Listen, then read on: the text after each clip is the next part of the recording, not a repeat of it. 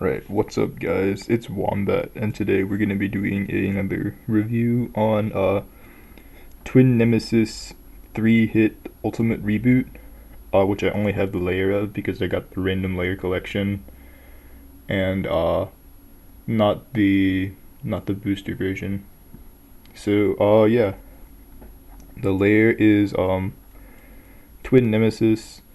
It was kind of like the Flash of the God layers for a while, just because it does have a lot of stamina and like a decent amount of attack power. It has two modes basically, which are upper mode, which they're pretty self-explanatory. This is where the slopes face upward, so it upper attacks the opponent, and then if you just push these tabs in here, you can rotate this frame on the bottom. It's either going to be like pearl colored or black depending on which version you have, and then just push them back out to lock it in place. And then you have smash mode, which is where it'll smash attack the opponent using these downward facing slopes here.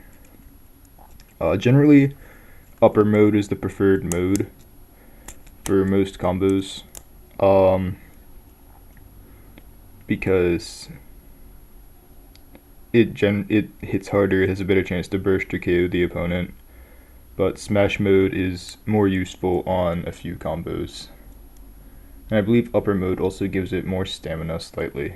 But yeah, something that is really inconsistent about these is that some of them will burst easily and some of them will not. Like, it was a rumor that, oh, the random layer collection Twin Nemesis is better than the booster one, but no, mine is actually not that good. I don't know if it's because the teeth wear down or something, but meanwhile, Mana has like a booster Twin Nemesis that like 5-0'd me in the semifinal match of Anime North, so I don't know where that's coming from. I couldn't burst it with Crush Ragnarok or Seek Excalibur, or I couldn't do anything to it basically. Was totally not prepared for it because my Twin Nemesis is not as good as that. So definitely some variance there. I don't know if it's teeth wear.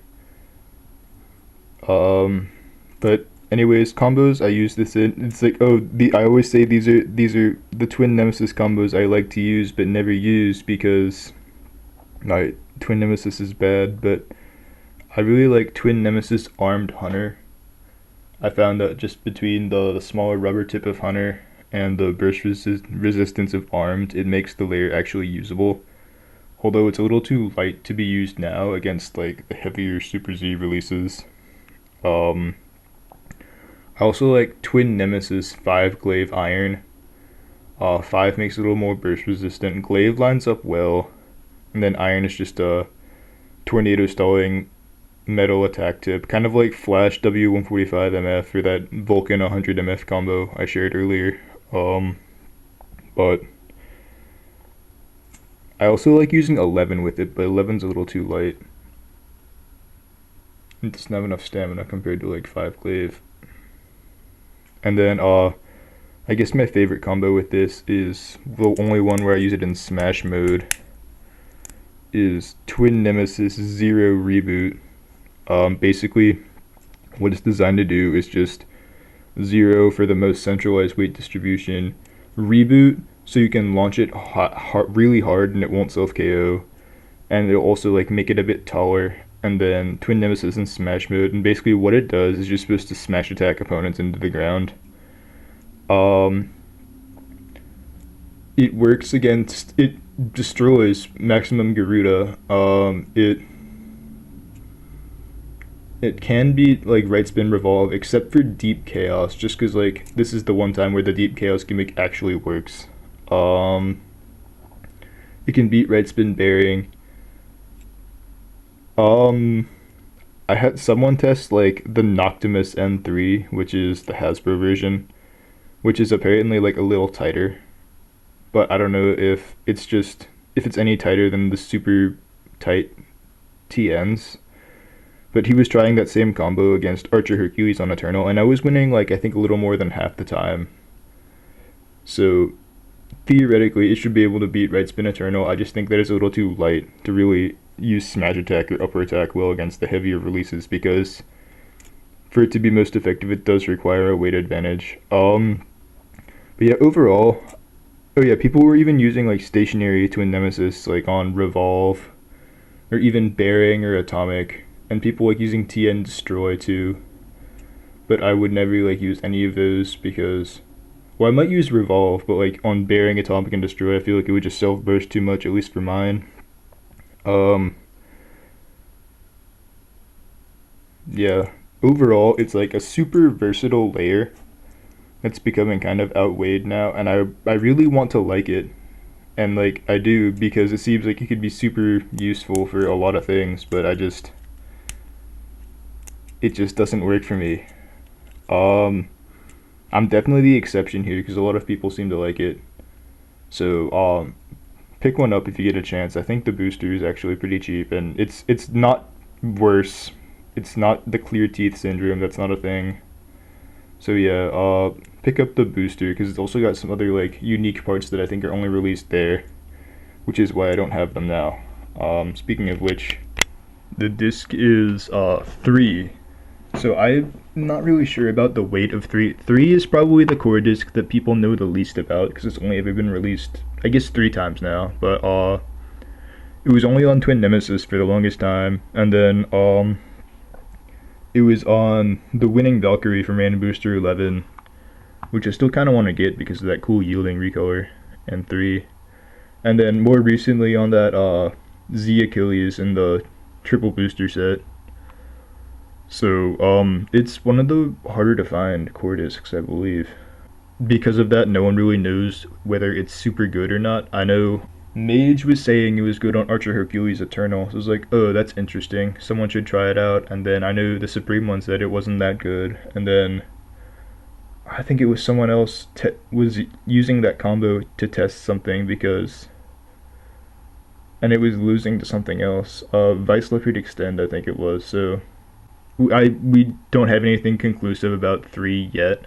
I'm hoping to get it someday and then actually test it, but it's supposedly like pretty wide, so I think it might be kind of like the Yell of the core discs, but we don't really know for sure.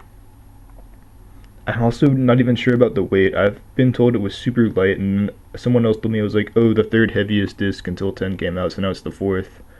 So like we're not even sure about how much it weighs. That's how little we know about this thing. But yeah, I really want to get this to test it one day.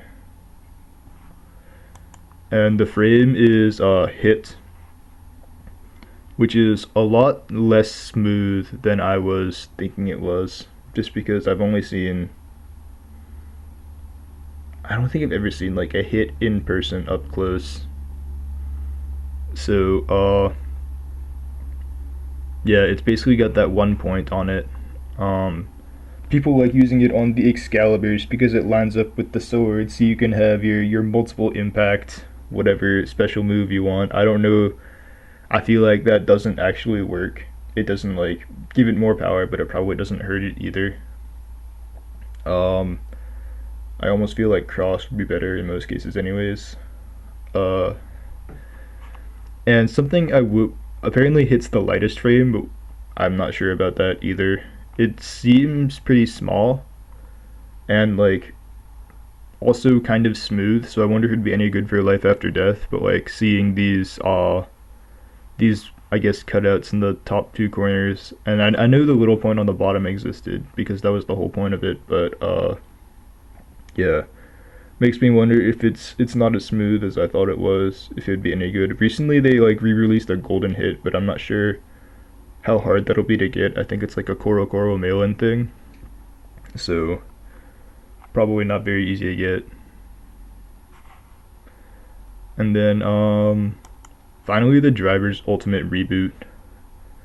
It's like an interesting driver. It's basically Final Drive from the MFB series, because at first it'll be like a semi-flat, or I think just a small flat tip, and then as the battle goes on, these tabs on the side of it will retract, and the tip will retract also, and it'll become like a a wide rubber whole flat type thing, and with that it just gets more aggressive and faster, but you can't control when that activates. You can't really, like, by then you've probably lost enough spin where your attacks won't be as effective anyways. It's really not as good as Extreme or Hunter or Jolt or Variable or any of the other rubber attack tips. A few people like using it though. Like, I know someone liked using it on Beat Kukulkan. I think it was Ardmore Bladers. A few people have used NL on Ultimate Reboot. That's been like a thing. I can't think of any other times people have used it outside of just using straight God Valkyrie in a tournament to be anime combo dude. But yeah, aside from that, not really that good of a part compared to other options. I think even if you want to use that Twin Nemesis smash attack combo, the normal Reboot is better just because it'll have more stamina once the tip retracts.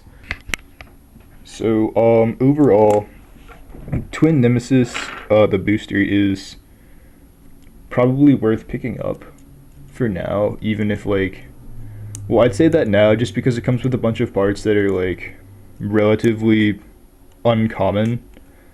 They're not, like, exclusive or rare, but 3 hasn't been released very widely. Hit has only had one other, like, limited release. Ultimate Reboot has been in that one stadium set, and that's about it.